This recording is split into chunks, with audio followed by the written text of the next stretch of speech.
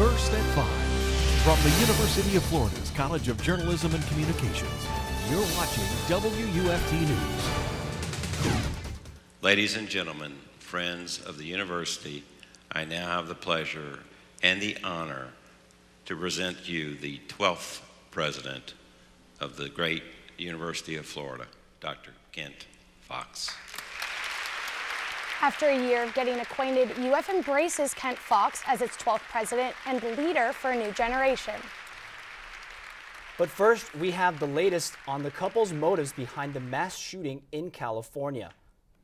An ISIS connection in the attack is the top story nationwide tonight. I'm Jose Zozaya. And I'm Kayla Kowalik. Authorities now say the woman involved had pledged allegiance to ISIS on Facebook prior to the attack. NBC's Jay Gray has the latest. We are now investigating these horrific acts as an act of terrorism. A stunning discovery in the case this morning. NBC News has learned Tashfeen Malik pledged allegiance to the leader of ISIS in a Facebook post just before she and her husband, Saeed Farouk, allegedly killed 14 and wounded more than 20 during an attack at the Inland Regional Center Wednesday. This took days, weeks, if not months to plan out. There's nothing impulsive about this shooting at all. Investigators continue to pore over evidence pulled from the couple's Redlands home, where, according to federal officials, there's evidence that Farouk had been, quote, talking with people in the U.S. and overseas during the past year who showed an interest in radical jihad. What I'm ready to confirm is there are some telephonic connections between these two individuals, at least one of these individuals, and other subjects of our investigation. But NBC News has learned the couple tried to cover their digital footprint, destroying computer hard drives and cell phones prior to carrying out the mass shooting. And as investigators try to understand why, so does Farouk's family.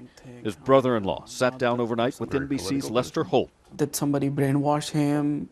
Something snap him? And why would the couple choose to carry out this attack and leave behind their 6-month-old daughter? Questions and grief that still fill this tight-knit community.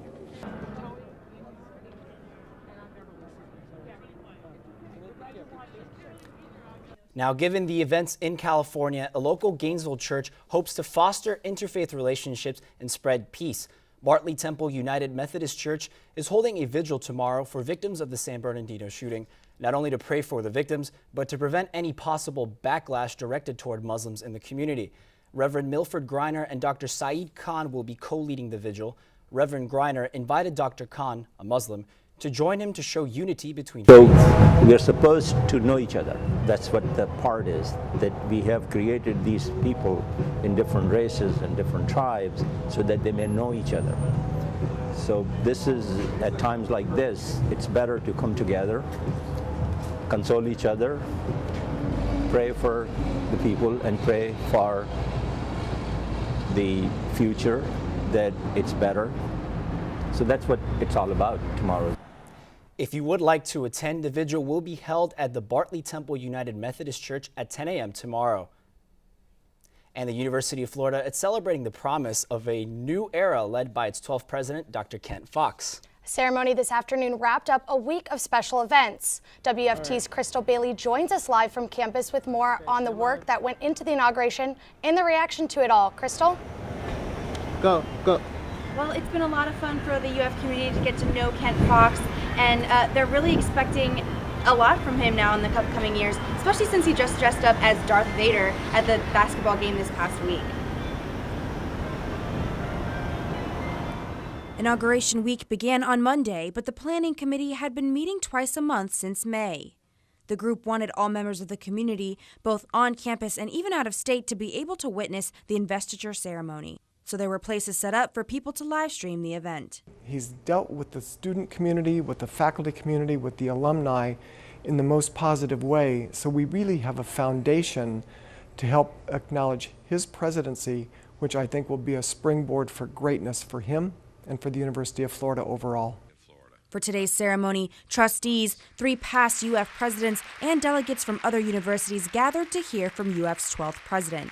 He spoke of Florida's land grant traditions and generational goals. Dr. Kent Fox told me he's excited about UF's future. This is a time of optimism, and we should not let resources or lack of resources be an excuse for not dreaming great dreams. Speakers noted his leadership at Cornell and how well he's already fit in here in Gainesville. With his recent appearances as Darth Vader and the honorary Mr. Two Bits, it's clear he loves the Gator spirit. It's just wonderful to be a part of the school spirit and to do it in the midst of athletics or do it on the plaza and to celebrate Darth Vader as the time of a Star Wars movie coming out in a basketball game. That was just amazing. Now, the reception following the ceremony was going to take place in the Rights Union atrium, but now, due to fire alarm issues, it'll be taking place on the north lawn in the tent behind me. Now, students say they're very excited to see what President Fox is going to do in the rest of his presidency. I think he's really awesome.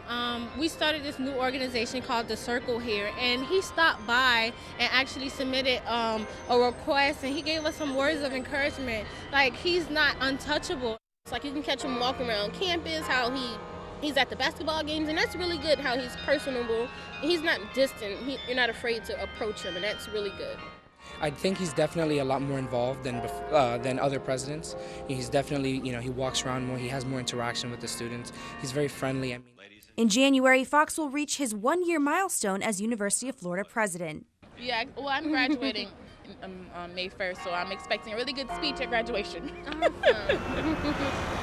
The crowd has now moved past me to the Rights Union for the reception, and everyone's hoping that they can get a chance to meet him face to face in the upcoming years. Reporting live, Crystal Bailey, WUFT News. Thanks, Crystal. Well, with luck, it won't rain just yet. There was a little drizzle last night, maybe not the nicest thing to go with this cool weather. That's true. It makes you wonder. We've had mostly cloudy skies for today. How long is this gloomy weather going to stick around? And now we have UF forecaster Rebecca Kopelman joining us in the Weather Center to answer that very question.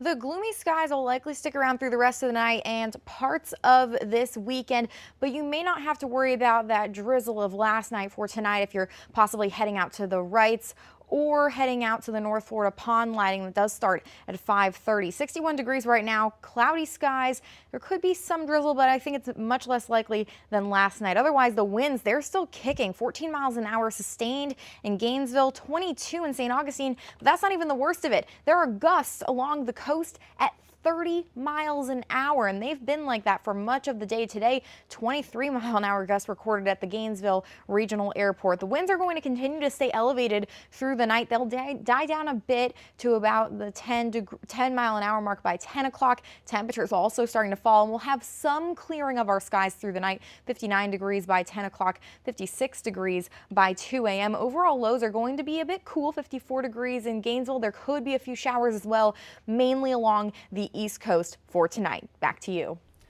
All right, thank you, Rebecca. And even when there's not much food at home, kids can count on something to eat at school. But with the holiday season, children will be home, so it's time to flip things around with meals too. WFT's Ashlyn Reese joins us live from the newsroom. Ashlyn, what's the plan for making sure these children get their meals over the holiday? Kayla, Jose, there's big efforts underway right now that are making sure that families in need do get some help until school starts up again. The Alachua County Public Schools are accepting food and gift cards to donate to families in need. All the food donated to the schools will be packaged and sent home with children whose parents have a hard time buying essential goods. A holiday food drive will send home boxes of food with hundreds of Alachua County students who receive free and reduced lunches.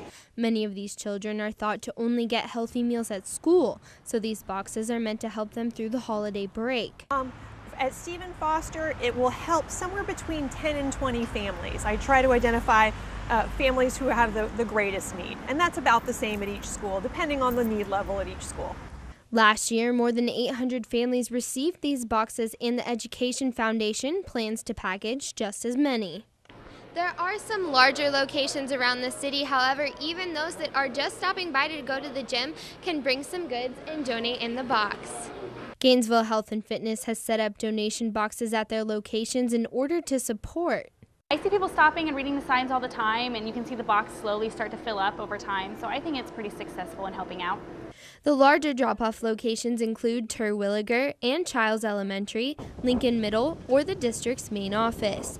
There's an online list of food to donate to try and ensure all the boxes are similar, but any donation is accepted. Some of the things that are harder for families to afford are some of the high protein items, peanut butter, tuna fish, some of the bean products. The drive will continue through December 9th in hopes that no child goes hungry during the holiday season. The list shown earlier with the desired goods can be found on the Alachua County Public Schools website. The Education Foundation is also accepting checks, cash, and gift cards to buy perishable items. Ashlyn Reese, WUFT News. All right, thank you, Ashlyn. WUFT News First at 5 is just getting started. Coming up, we'll show you what's happening down in the town of Tioga for the annual Tree Festival. Plus, one band may be turning Super Bowl 50 into a paradise. Those stories and more coming up. And it's been a little gloomy, but it's been cool. If you're wondering how much longer you'll need to keep the jackets handy, I'll let you know what you can expect and your weekend forecast coming up after the break. Stay with us.